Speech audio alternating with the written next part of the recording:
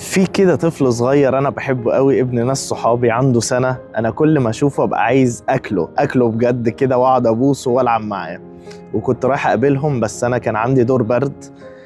وقعدت افكر مع نفسي، قلت جوفاني انت بتحب الولد ده وبتحب تبوسه، بس النهارده علشان انت بتحبه فالمفروض ما تبوسوش. انا لو بوسته ده معناه ان انا بحبه، بس النهارده بالذات لو انا ما بوستوش ده معناه ان انا بحبه اكتر، لان انا مش عايز اعديه. وقعدت افكر كتير قوي، ربنا بيعمل معانا نفس الحاجه ديت كتير، بيمنع عننا حاجات من وجهه نظرنا دوت.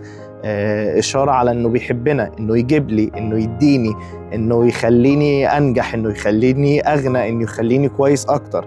دي كلها علامات حب، صح؟ بس انت عارف ساعات كتير معنى انه يمنع عنك ده مش معناه انه ما بيحبكش، بالعكس ده معناه انه بيحبك اكتر كمان.